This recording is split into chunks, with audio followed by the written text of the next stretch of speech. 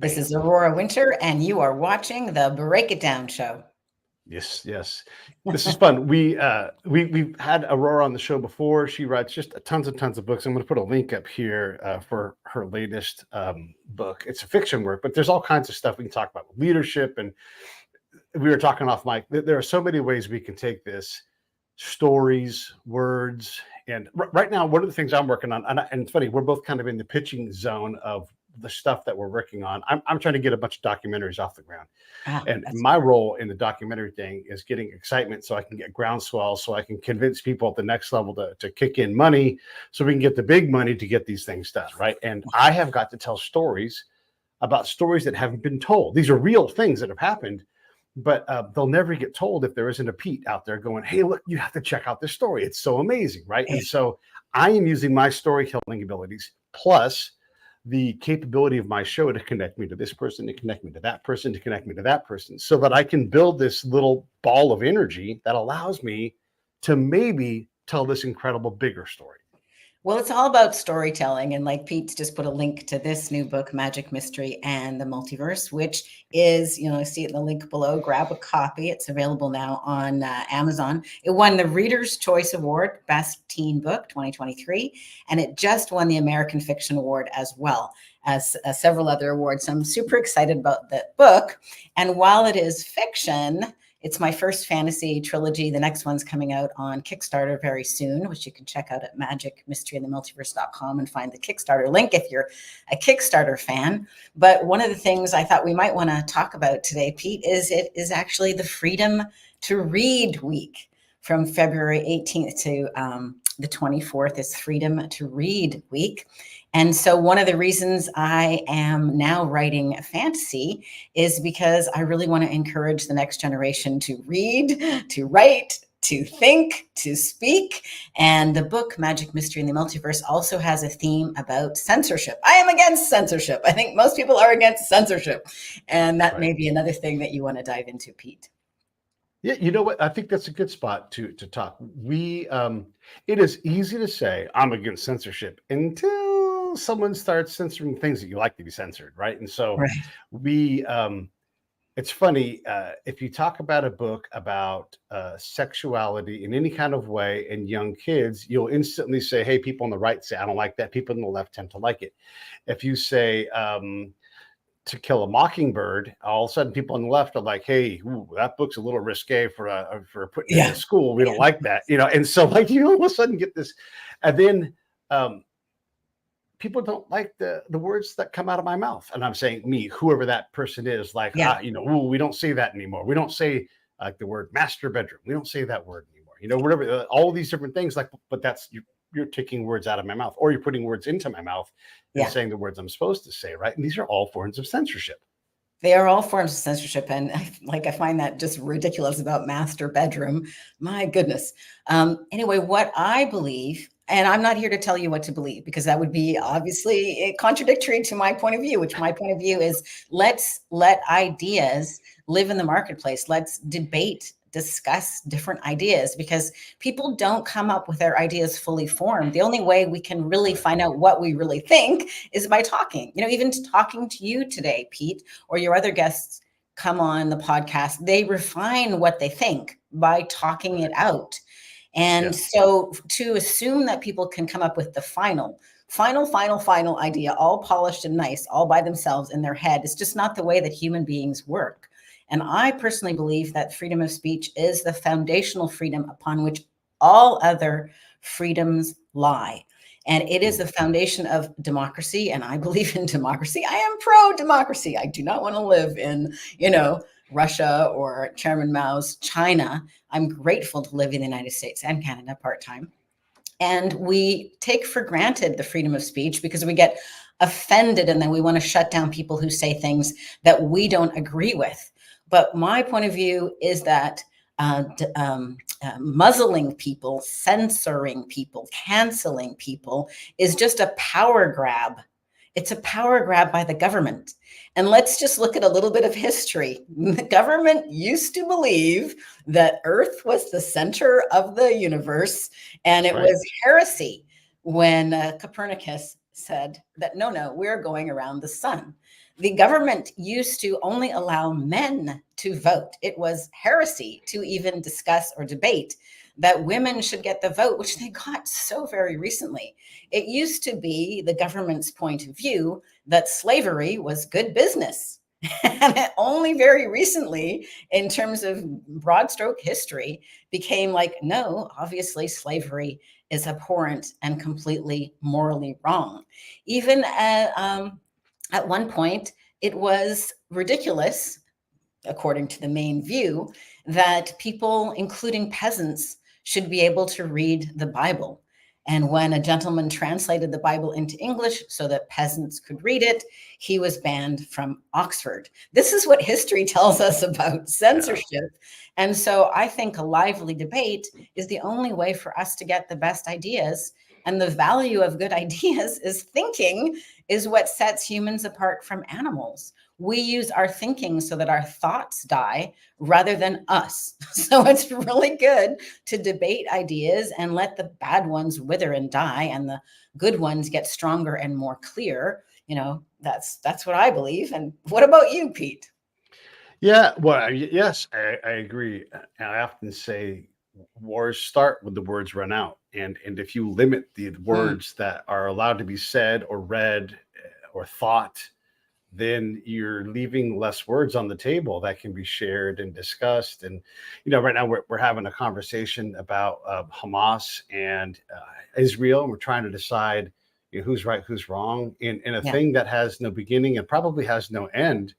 And we're trying to pick points in time to prove our point. And the reality is we could all spend more time in that literature and read and have better understanding that this is much more complex in a region that is as old as time. Like, can anybody talk eloquently about the Sumerians and the transition through all of the ages up to where we are now, or the 3,000-year history of the Arabs? Well, then please, let's all slow down and get into the text and read and understand a little bit more about these histories and the ancient nature that we're talking about. And we can go on and on and on about that, right?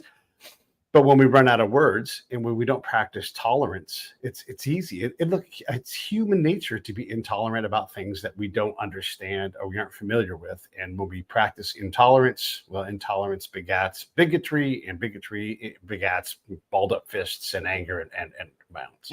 I love that. That was so succinct.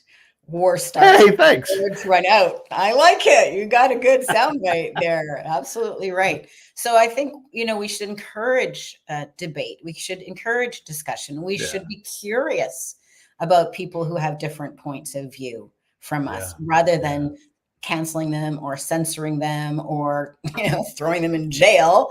You know, I think it's understood that if you want to get a stronger body, you need resistance to make your muscles stronger.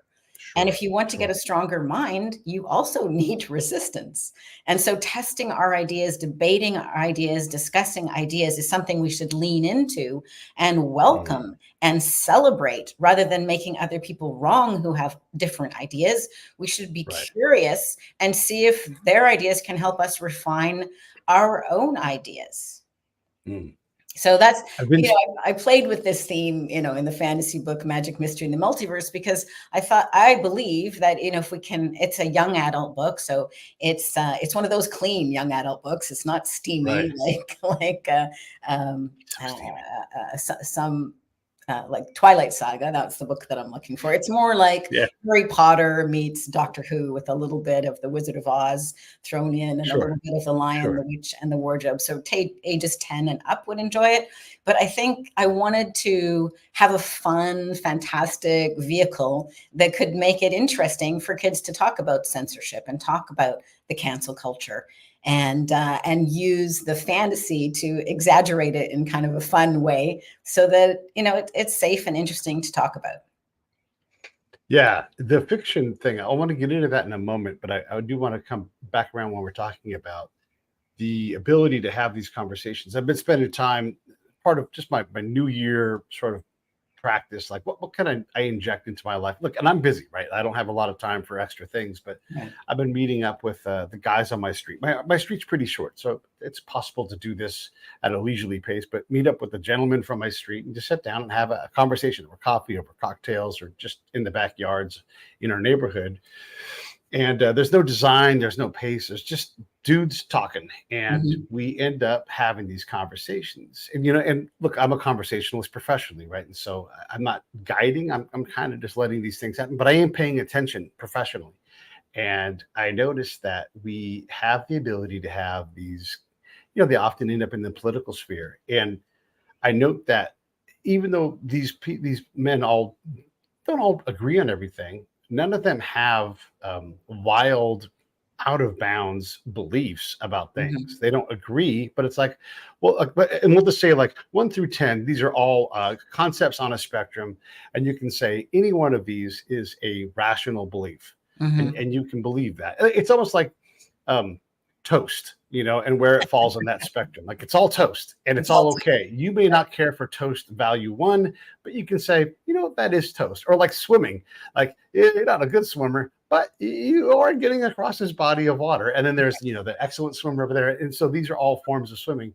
And I think if we step back and we get a little less precious about our own belief and just allow someone to be where they are with where they believe, we Mhm. can also say, you know what, there's nothing wrong with believing that. It is a rational, realistic thing. And maybe come back in 2 years. I know I evolve all the time on what we have these great conversations. Like when people like us get a chance to share these ideas and concepts, and we read books, and you have your mind exploded by an expert who disagrees with another expert.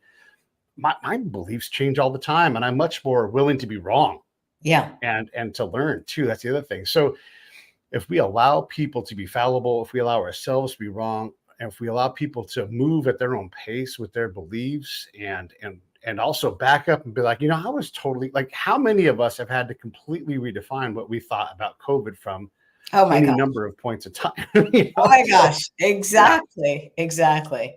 In fact, COVID was the reason why I started writing fantasy. I thought, if not now, when? Because, right, life is short and COVID made it very clear that I could die anytime. But right, speaking to your point, I mean, I went from one way of thinking to 180 degrees different. And in fact, right. COVID has um, made it more important for me to speak out about what I see as government overreach. I was living in Canada part of the time during Yeah, COVID, and I don't know if you followed what happened with the truckers. I mean, I sure. thought that was like complete government overreach. I mean, it's Canada, not the United States, but the First Amendment in the Right. United States makes it against the law, against the Constitution, for the government to prohibit people, prevent people from bringing their grievances to the government. Well, the truckers in Canada were bringing their grievances to the government in Ottawa, and our prime minister refused to meet with them, and then swiped cash from their bank accounts and from Yeah, the bank accounts of people who legally supported them on whatever crowdfunding thing they did. And just now the law has ruled that, I forget which court it was, but anyway, in Canada, that was yeah, definitely government overreach. So COVID and that whole experience of, oh, you have to get vaccinated. If you're not getting vaccinated, you're potentially, a risk to other people's health. To the yeah, opposite, like, oh, the government is really just trying to, or my one of my thoughts, the government is trying to teach us to submit. yeah, And yeah. I think that it's very important that we're not all the same. I mean, in the book Magic Mystery and the Multiverse, I have kind of a little bit of fun because it's, for 10 years old and up, because it would be too horrific to make people change. So I've got all the cats looking identical. I've got all the dogs, being transformed so that they're identical, just to kind of have fun with the point. Like, it's our differences that make us so valuable. And it's not wrong if one person is distinct from another. It's delightful. It's wonderful. It's Right. the richness of life. And also, it makes the survival of the species much better. And one more point on COVID, although that's a Please. dangerous discussion to have. My older brother is a genius. He's a scientist, and he just put forth the very clear mathematical proposition that it is never wise to do something, the same thing, to 100% of the population. course, right? That just Yeah. makes sense. Like Yeah. yeah. Yeah. It's boy, oh boy, yeah. And when you talk to actual scientists who do, even if it's not their home thing, that there are some truths within science. One is that it's never settled; it always moves. We it's someone's job in science to challenge the science. There's three kinds of papers you write. You build on the existing literature, you discover new literature, and you challenge the existing literature. Those are the three things. Those are their jobs. Those And are their so when someone jobs. comes in and says, I used your work and it's bullshit, you have to go, that is that person's job. And then you look at their data. You don't laugh and call them a monster and like you go, okay, well, they've done professional work. That is their job. And then you look at it and you figure it out. Exactly. When we had a guy who was a nuclear physicist who's worked with Nobel Prize winners, and he said, you understand that this disease is so small that it can be one part passed with farts, and we're not wearing masks on our butts. He's like, two, I've been paid to look at N95 masks, and how do they work? How are they capable? How long are they capable? And he's like, this just in, and these are obvious things. If you have it stuffed in your purse and then you put it on your face and then you take it off of your face and you stuff it in your purse, it don't work. And it's like Right. all of these things, and so we have this and look, this goes back to if this person is capable of moving at 1 mile an hour and this person is capable of moving 100 miles an hour and this person just doesn't care, they all get to exist in that same reality, and they don't have to all be compelled to go in a different lane, all three of them. Yeah. And so we have to understand that the government can't get between you and your doctor, and all of these things were forced into this one thing. Nobody knew what to do. Everybody can just have to deal with the fact that it was a very hard situation, and some states tried this, some states tried that, some countries tried this, some countries tried that, and we all did our best to get through it as best as we could, and here we are. And hopefully we don't have one of these things again, but what we do know, as your brother said, is you can't try one thing. Yeah, exactly. But did we really do the best that we could? Because I think shutting down people with different opinions who were doctors or who were scientists was not scientific, and it was not appropriate, and it was not helpful, and it was not wise. And in fact, COVID made me realize, I'd like my life to matter. And so if I can play a tiny role in helping people think about what really matters and helping them think about censorship and free speech while they're reading a fun, entertaining book, and then maybe they get to discuss it in their classroom or discuss it with their fellow students or discuss it in a family, then that is a way that I could make a tiny bit of difference that would be meaningful to me. So that's what I'm working on. I love it. And when we talk about the fiction space, and again, I'm going to bring this back into where your world is that you created is at. A lot of this stuff made me think about the relevance of some of the movies from maybe 30 years ago, like Johnny Mnemonic, and these places where there are the people that are like, hey, you guys can go this way towards technology and all working together and being plugged in. And then Ice-T and his crew are going to not do that. They're just going to work in the real world, and they're not going to play in your world. And it does seem like we are doing things where like the government's like, now that we have access to all of your banks, we're going to steal your money from you. Or you have this, and look, I'm not against anybody, but if you have a car that's tied to the internet and you don't have full control over it because it's tied to the internet, your car can be turned off. And all of a sudden it's like, hey, wait a second, this isn't my car. I have to pay a subscription. And so do we want that kind of a world? Is that freedom? And it sounds like it is, but maybe it isn't.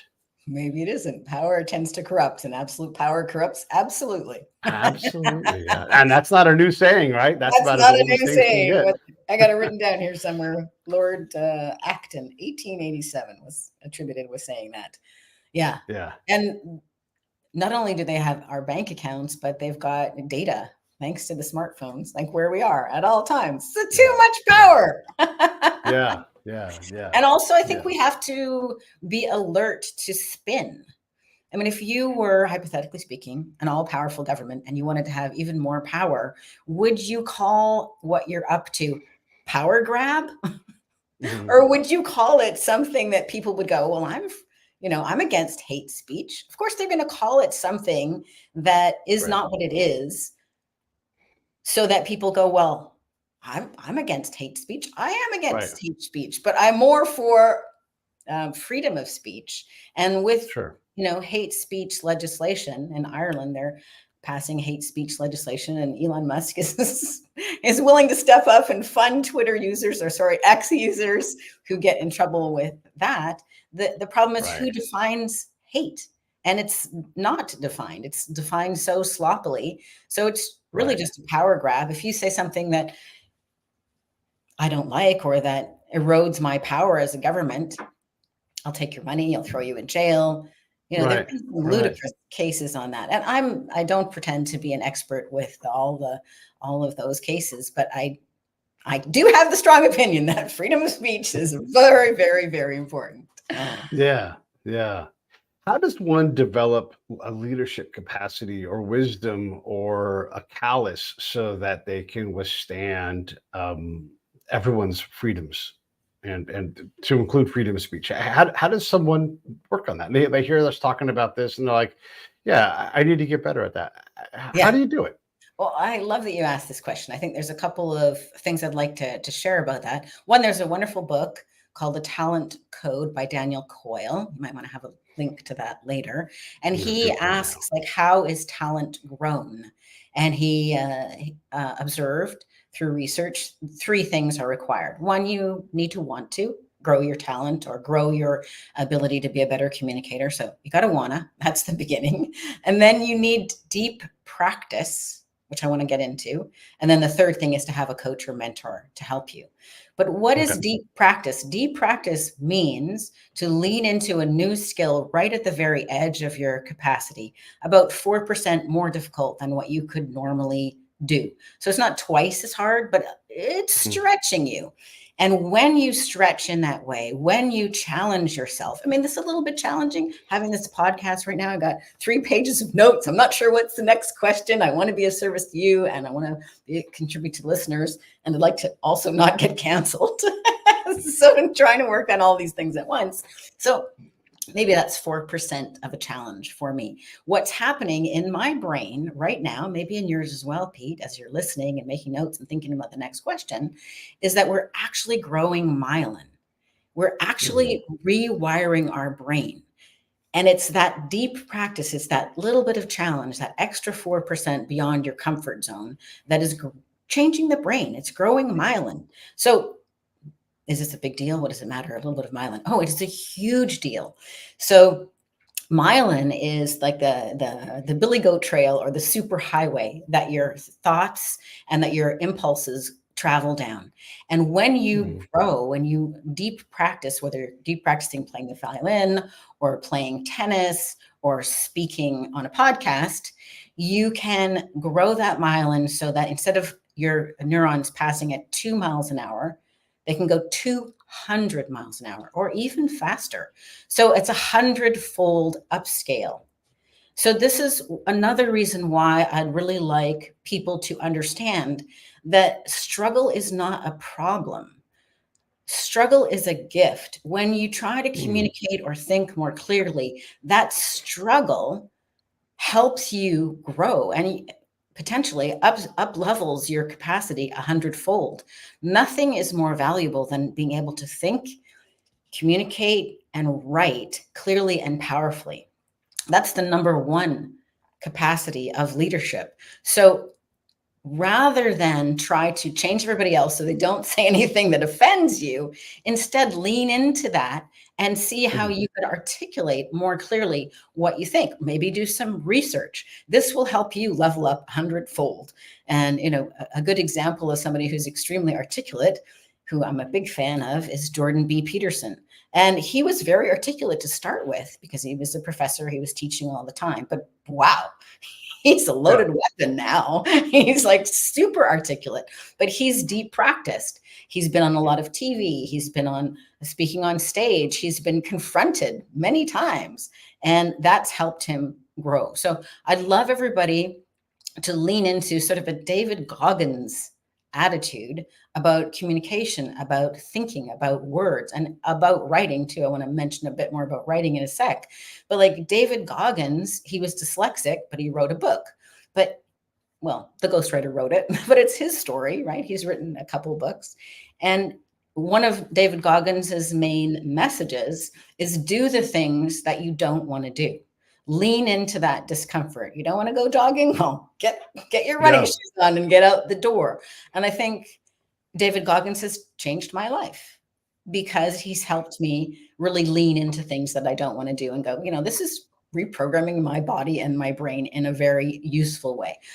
Jordan Peterson, he's changed my life. People who speak up about the things they're really passionate about their life experience, can make a huge difference and change other people's lives. And I want to talk about writing books and how struggling with your ideas can refine them. But I want to give you a chance to comment about David Goggins or whatever you want to there, Pete. Yeah, I want to talk. Yeah, I know. Let me talk. It's my show, damn It's it. your Yeah. show. The one thing I want to say about all that is there's a concept that I use is miscomfort. And it's just simply once you get out there into that, what you think is discomfort and you get to doing it, you're like, oh, wait, actually, this is comfortable. I just didn't know this comfort. And so it's like a friend of mine I had lunch with, and I love going and seeing the people that I know and spending time with them, breaking bread and talking. And this person didn't realize they loved bicycling. And for them, they entered it from a mindset of discomfort. And now they talk about 2-hour bike ride as being a short bike ride. Wow. And yeah, exactly. And so it's miscomfort, right? And so you're like, oh, you get in there and you try this thing and you realize actually this is a love affair and this is comfortable. And I love it. Yeah. And so I'm offering that to you as a way to rephrase some of these things, because discomfort, sure, sit-ups are not comfortable when you're in the middle of them, but some things are actually culture. Like when you go into a different culture, it's not supposed to be a comfortable thing, but you develop the comfort because you realize this is a beautiful culture and I'm in Alaska and it's totally different. Or when you recognize that deserts are beautiful, when you first enter a desert, like it's stark and nothing looks alive, but once you learn how to see it, there's beauty all around you in a desert. So that's the one thing I would offer with that. I love that. I would even like to say myth comfort, myth, because it's like kind of a myth, that we buy into the idea that it's uncomfortable. My mom, she's passed on now, but one of her favorite sayings is beware the comfort zone. There's no growth there. And, but I love what you're offering there, the miscomfort. Yeah. I've got a new one I came up with the other day. You ready for the new one? Okay. Divisive. So it's not just divisive, but divisive. And I haven't figured out how to spell it, but obviously we have to get off these because they're divisive, and they are TV and these things that are designed to create. And we know this thing is bad for us in terms of dopamine hits and contagious, scrolling and all that. But so is the TV. And when you watch less news, and you enrich your life by meeting with your friends who you don't get to see often enough. And you say things like, we really ought to get together more often. You should hear yourself say that and go get together with them more often and screw that stupid box that's divisive and go enjoy your life more. Good sound bites, Pete. I love that. That's really good. Especially because it's an echo chamber and it feeds us more of what we already think or feeds us more of what pisses us off. And, that's how the algorithms work. So they make us angry, or they make us just believe what we already believe. Reinforce or give you problems that you have no business caring about. Like, look, I can't change the environment. I'm not the problem with the environment. Pete is so insignificant, and you can say every person can contribute. Yeah, I have nothing to do with war. I can't burn as much oil as a super tanker. I don't consume that much stuff. Like, let's be honest. I am not the problem here. Look, I'm a person on the planet, so I contribute a little bit, but that's just not my job. I have another job, right? And I try to do what I can to make my part of the world a better place. Maybe I can be better at that. I have a bigger impact doing that than I don't know, hand blending and chewing up my coffee beans instead of using electricity. Well, this show has an impact. And what about, what is the documentary that you're working on? Probably that will have an impact. What's that show about? That's right. Right. Yeah. And Yeah. Like you've in all got, these. not many people can make documentaries or be a podcast host. That's your Yeah. superpower. Yeah. And maybe I can't make a documentary. Let's be honest. We think we can. So how to do it.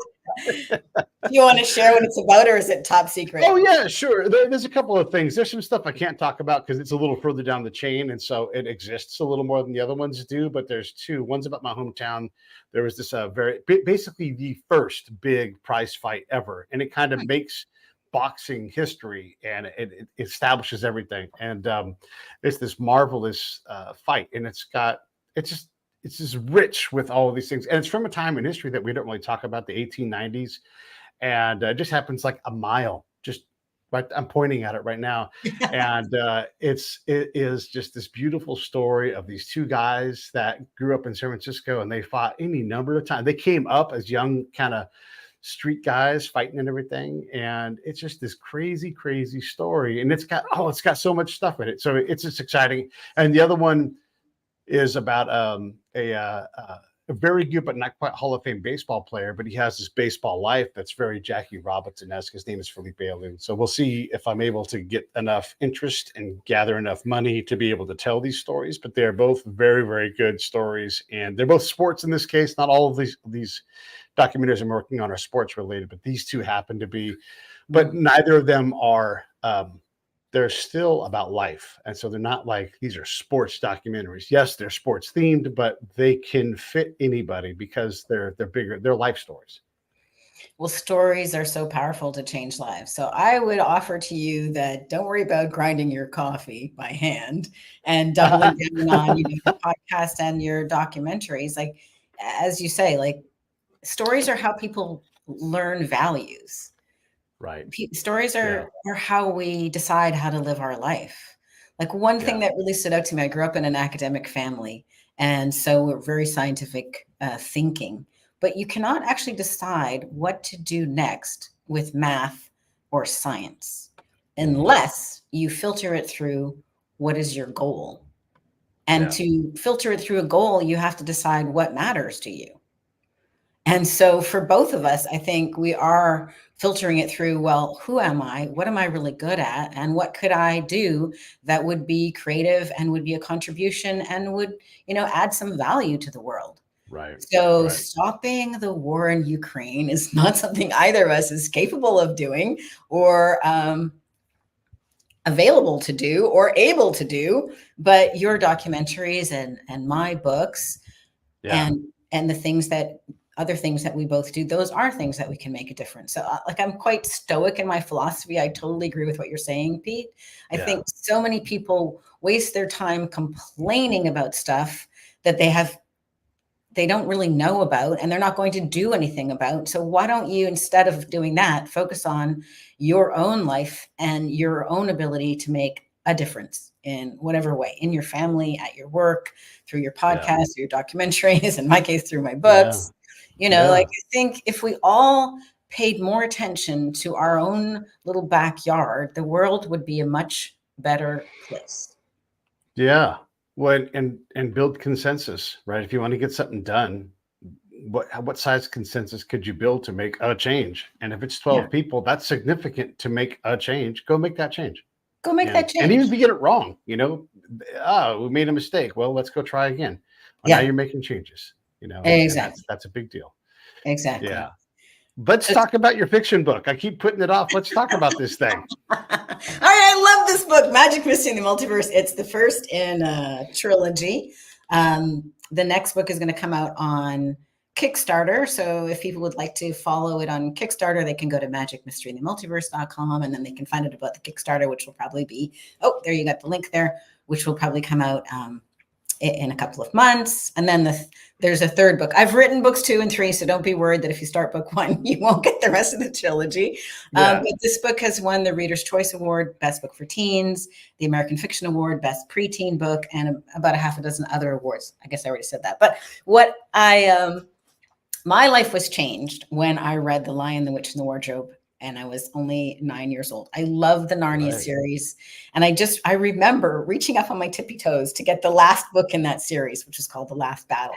And as my little 9-year-old fingers touched that book, I just felt a chill of energy because I realized that I felt so excited. I felt anticipation about reading that book, but I also felt grief because it was the last book in the series. Mm. And in that moment, I realized that C.S. Lewis, the author, was a kind of wizard because he was able to transport me to another place and time that didn't even exist, but it was real in my heart and mind with just little black dots of ink on white paper.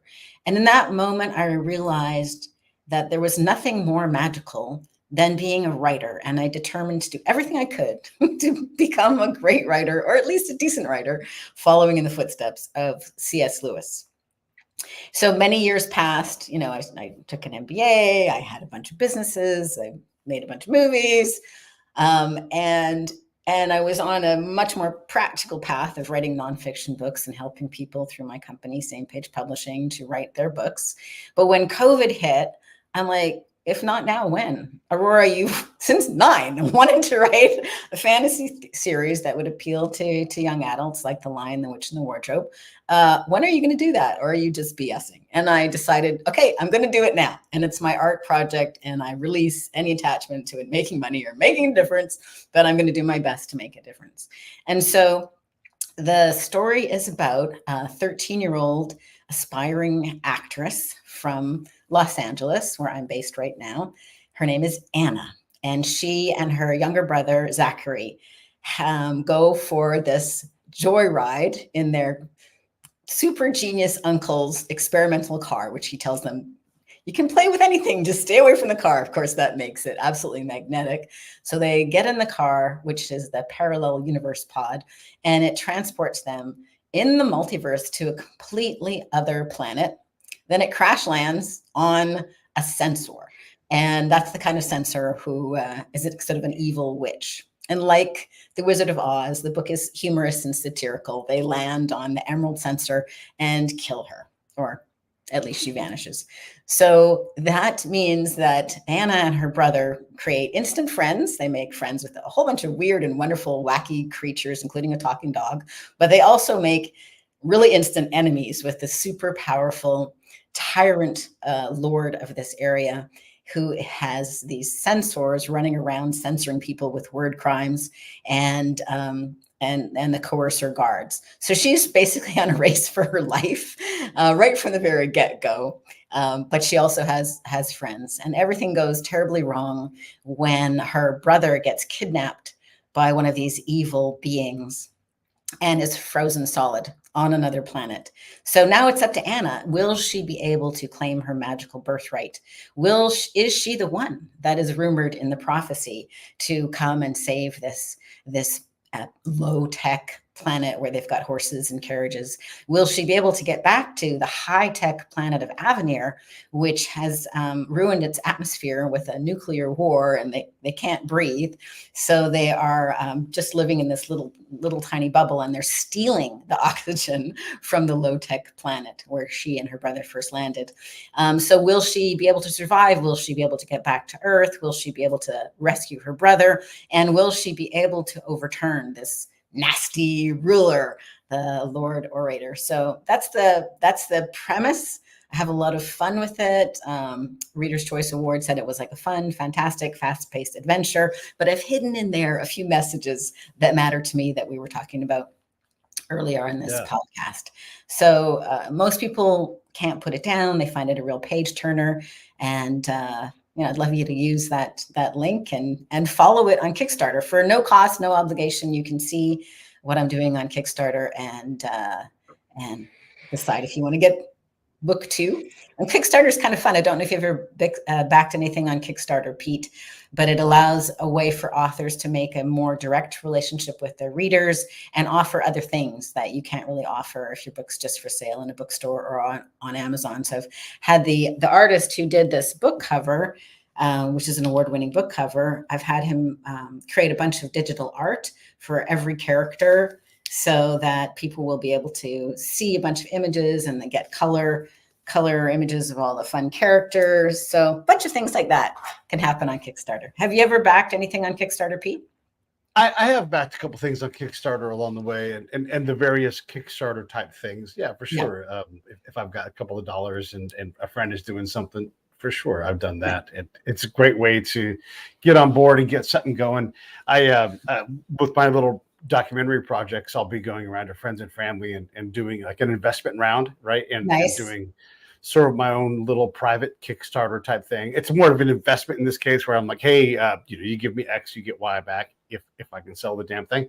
But yeah, these little vehicles, they're wonderful ways to get something off of the ground and take some of Yeah. the burden off the creator. Because as you know, inventing a universe, writing it. I mean, everybody's like, Pete, why don't you write a book? And I'm like, you have to realize what it takes to write a book, and then to get your money back. It's like it is very hard to make a book exist and be worth your time, and so this Kickstarter campaign is a great way to like take some of that weight off of you as the author. So you're like, this is why I'm justifying my time. We're trying to create this thing and give it some legs. And so I think it's a great way to support. Hey, count me in, and I will definitely kick in some on the Kickstarter as soon as we're done doing the show. All right. That sounds fantastic. Well, I love Kickstarter because it's not either Kickstarter or publish another way. It can be both and. Yeah, right. So, and I love the chance to get a deeper relationship with the audience and the readers, and you can follow for free, but then there's also a chance to get, better or different quality of books and bookmarks and illustrations and fun stuff. So magicmysteryinthemultiverse.com, people can find out about the Kickstarter there, or they can jump on over and grab the book. Yeah, there, he's got the link there. You were talking about writing books. So I wanted to circle back around to something because I think most people think, well, I don't know what I would write a book about. And that's why at Same Page Publishing, what I do is I interview people, because once again, it's this theme of we don't know what we want to say until we talk it out. And curiously, there's something magical about having somebody listen attentively. So if I just talk into a recorder, it's not the same as if I'm talking to you, Pete. Like, you're bringing so much richness to this conversation. It's a completely different conversation than if I just recorded myself. So as I help people at Same Page Publishing create books, I interview them in a podcast-like episode like this for each chapter. Right. And what happens is that people then they get a bunch of audio and video that they can use in social media, and then they're already media trained by the time that their book comes out. So as you're pointing out, it's hard to make money from a book, whether it's fiction or nonfiction.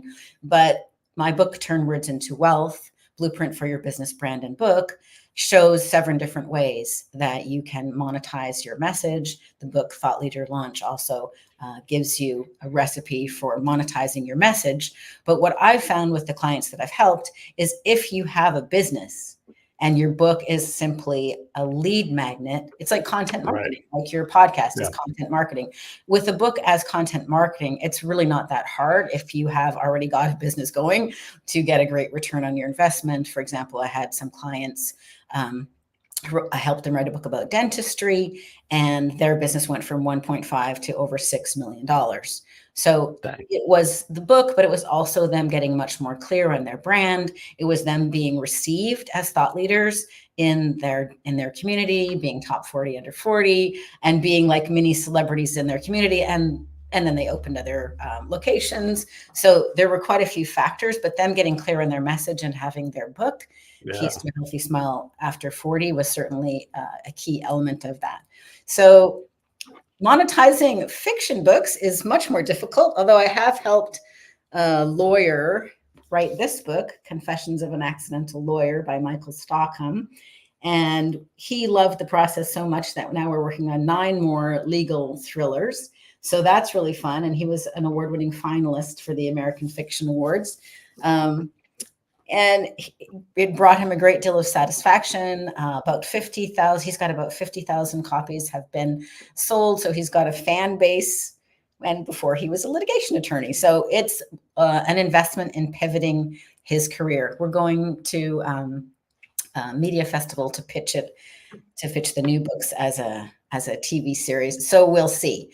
But certainly if you have a business, having a book is kind of a no-brainer. If you have the kind of business that you're a leader in, or have intellectual property or solve a problem, because Amazon is the #3 search engine. So if you can solve that problem for people with your book on Amazon, they can find you around the world, and then some percentage of those people will want to work with you directly. That's how my business works.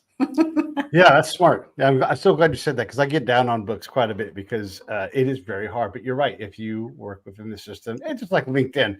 If LinkedIn works for you, it's like, hey, don't forget LinkedIn works, and Amazon does work, and these things do work. So absolutely. And there are wonderful people like you, like other people. Heck, I'm producing a book right now, right? And you sit down and you do have these long conversations, and then bam, you get that turned into written words, and then Yeah, you are a significant portion of the way into the process of writing a book. You are yeah, nowhere near done, but a lot of that stuff that you worry about is behind you in the review mirror, and you're looking at a different set of problems that are deeper into the funnel of, hey, how do I write a book?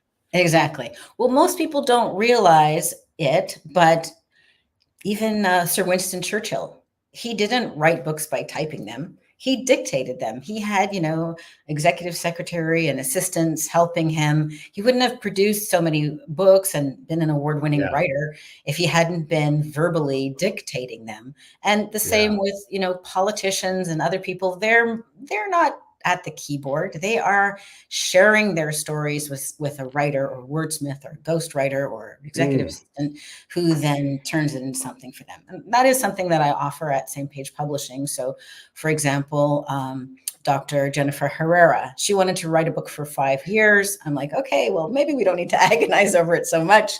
She came and met with me for a weekend. And after she shared her stories for the weekend, her part of it was done.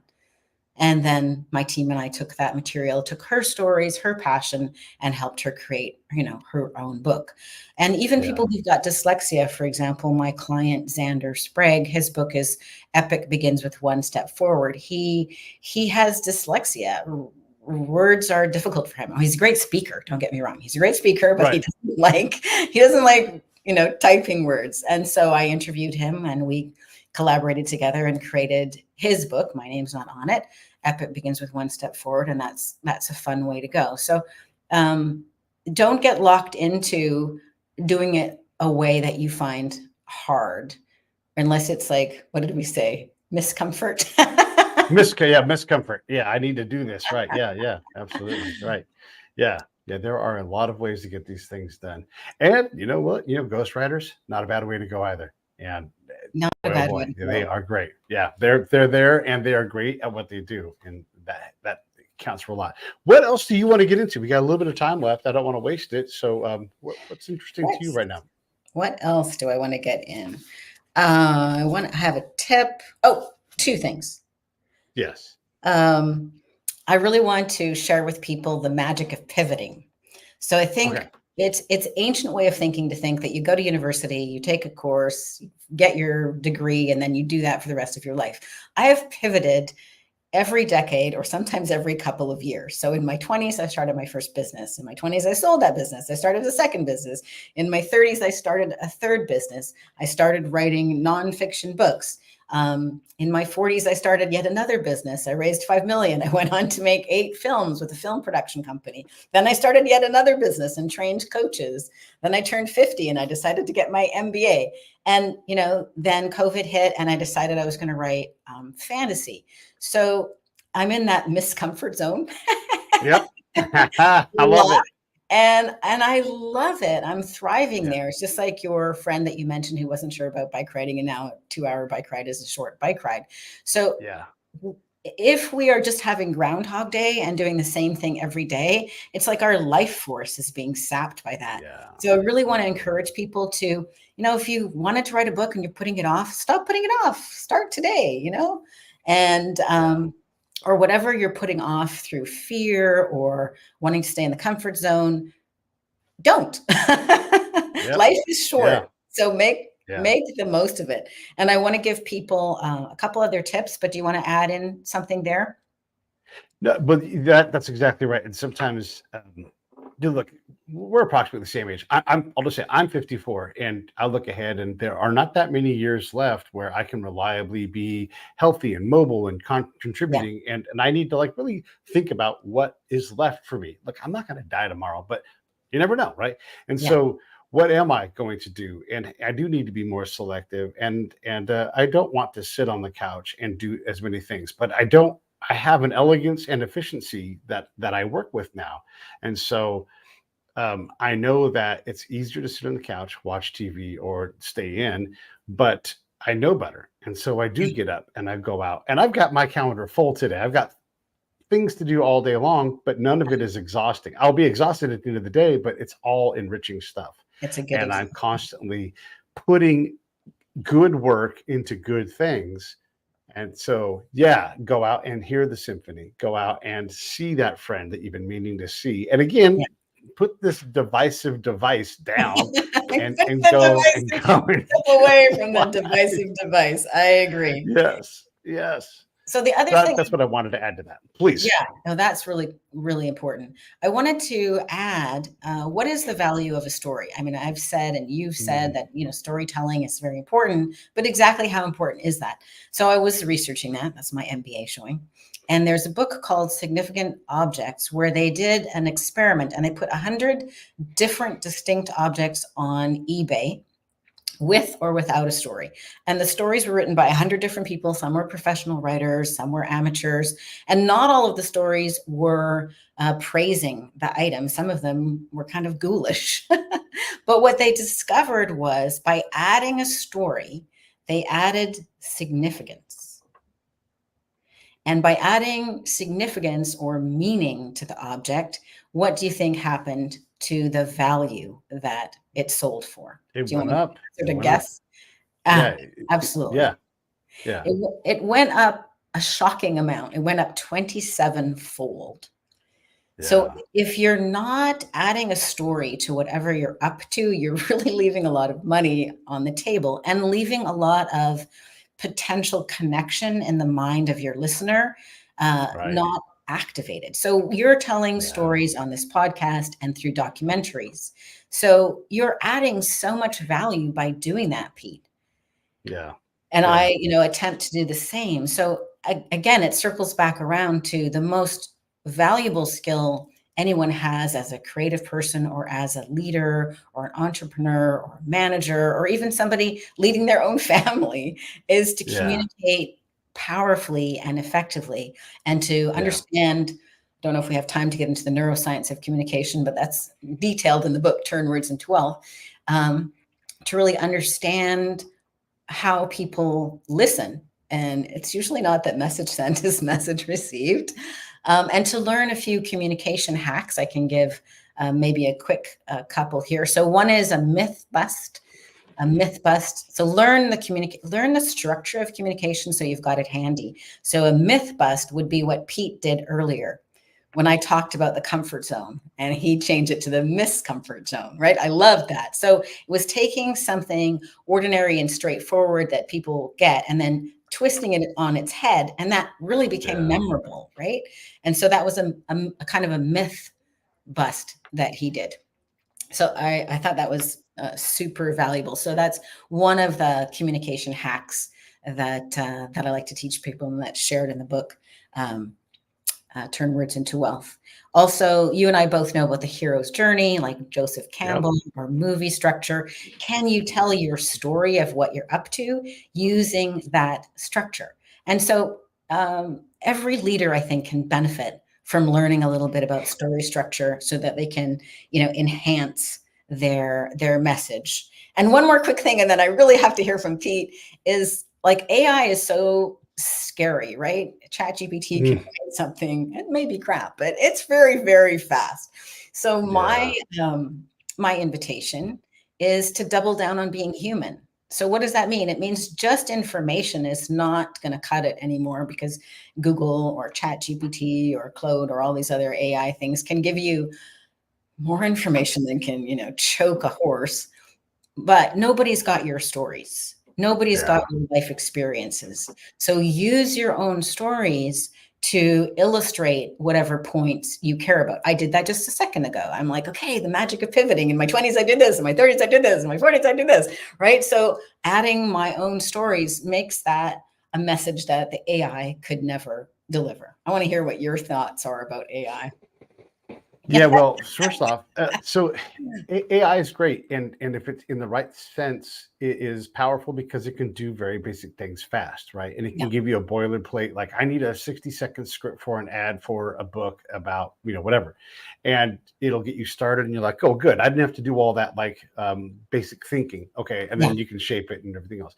So in that sense, it's great, it's world changing, but a friend of a friend said, "Hey, we've got this combat focused Chat GPT based. All I've read all the war books AI strategic machine. Test it." And I'm like, "I'll break this thing in 2 seconds," and I did. I yeah, flipped it on its head because it's not smart enough. And right, so, I said, "Where are your proofs? Show me good examples." And it's like, and it was dumb all of a sudden. right, And I'm like, so this thing can't, it gives you strategic ideas that are banal, right? And so it can't right. get past banal and platitudinal thinking. And so we have to continue to realize that we have to be the ones that say, okay, there's context that it can't provide. And by the way, when you ask AI who I am, who's Pete A. Turner, it has made up a resume that is now real. It's convinced itself that I went to University of Michigan and got a PhD, that I was a Green Beret. None of these things are true. And so the things that have never been published about me, it can't possibly know. And so our own stories can become more rich. So that's the first thing I would say about all of that, is that as much as AI is incredible, it only knows what it can know, and it can't know. Like I love this. I learned this from Bono, so this is not me. But when you take words, and Winston Churchill too, when you take your own words and you hear them back, and someone reads them back to you, and you're like, oh wait, I can improve that, and then you twist it or you turn that phrase into something better. Um, Boy, you can do something. So like you think about a twist of fate, that's pretty scary. How about a fated twist? Mm, And you're like, mm, oh man, and I think about a great example of a fated twist is the end of Apocalypto. You have this whole journey you go on, and then here come the conquistadors, yeah. you know, and you're like, oh damn, that's darker. We went on this journey, we were invested in it, and then this fated twist is coming, and we like, oh, and so all of these things that AI not yet can't handle. So that's the one thing I would say on the AI front, is that we have the ability to control that. The other thing that AI can't do, and one of the things I do when I'm actually talking about my documentaries, because my job is to create the excitement and to Yeah.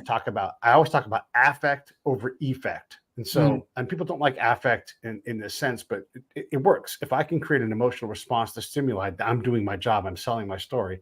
And so yeah. I do things like with this boxing story, it's one of the first times where there was gloves on the hands of the fighters. One of the fighters thought he'd be crafty and not bring gloves. So it would be bare knuckles because that would suit his advantage. And so he has to put on these, and I put on the gloves in this, when I talk about it, like he puts on rider's gloves from like a horse and buggy rider. And so I put the gloves on so you can picture it in your mind. And then I talk about a sheriff who's like going to break up the fight, and he rides, and I ride the horse. And so you Yeah. can see the horse, and then he goes, oh damn it, I'm going the wrong direction. I turn the horse around in the story, and then I ride towards this barn. And so I get them in their movie camera in their mind, and they're seeing the story Yeah. as this fight is so I'm using the pantomime of the story so that they see it, and then they're like, oh, and I can see. And once I get them to start directing the movie, I shut up and I stop acting, because they're now watching the movie in their mind when I'm describing, like they're on a barge, they're in the bay, they're in this little cutout. And now people start coming up in these different boats and different steamships. And they've come from San Francisco, and and they're like, oh, and then they're rowing. I'm like, yes, they're rowing up. Yes, yes. And so now you see what I've done. They're emotionally invested. They're physically acting it out. Yeah. And I'm like, this person's interested. I don't have to sell this anymore. Now I can be like, now you can see why I'm so excited about this story, right? And so AI can't do that. That's my job, to get Yeah. interest in this story. And even if I don't sell this person on like, hey, I need money to get this going forward, I have them interested, and they'll tell someone, oh, Pete's working on this project. You should, you can't wait, because everybody knows about this fight where I'm from. That's my job. That's your job. And you obviously understand the neuroscience of communication, because you're not just delivering intellectually, Yeah, you're broadcasting your emotions, your that's right. enthusiasm, your pantomime, and Yeah, you're getting them involved yeah, in it. So that is Yep. brilliant. You actually are. And because I'm a communication major with my VA, I'm like, I sent the message out, I'm getting it back, I'm shutting up. Now they're communicating back to me. Now they're broadcasting to you. You've got them in Yes. the palm of your hand. So sounds like that documentary is going to happen, Pete. I look forward to I watching. hope so. I'm pretty confident that it will. Yeah. Well, look, I've had you for an hour, and I don't want you for a minute more than that, unless you have something else big you want to say. Is there anything else you want to close with? No, but it's been so fun. I'd love people to follow Magic Mystery and the Multiverse, follow me on Kickstarter, maybe grab a copy of this book. This is a book that you would love to share with your family. I think, maybe 9 years old or more could read it. It's designed for young adults and middle grade. It's clean, so there's nothing to be ashamed of handing it if you're aunt or uncle or parent or grandparent. Magic Mystery and the Multiverse. It's the first book in a trilogy. And if you're a teacher or if you'd like to explore free speech, it also talks about censorship in there. So it gives an opening for you to discuss that if that's something that you'd like to talk about. I know Pete had a lot of great comments about free speech. So it was really fun connecting with you, Pete. Yeah, like always. And like I always say is buy two. Buddy, read it. If you're an aunt, read it with your niece or nephew, and that would be fun. And otherwise, everybody watch these credits, and I'll talk to you guys. I think tomorrow we got an episode coming up. Aurora, as always, thank you very much. Stand by. I'll be right back to you. Hey, thanks for watching the show. I really appreciate it. Right here, you can subscribe. Please do that. It makes the show grow. Hit that notification bell so you know which incredible guest is coming up next. Down below is the PayPal link. You can put a small subscription in. That is an enormous help. All that money goes right back into the show. And then right up over here are the next episodes you should listen to, curated by yours truly.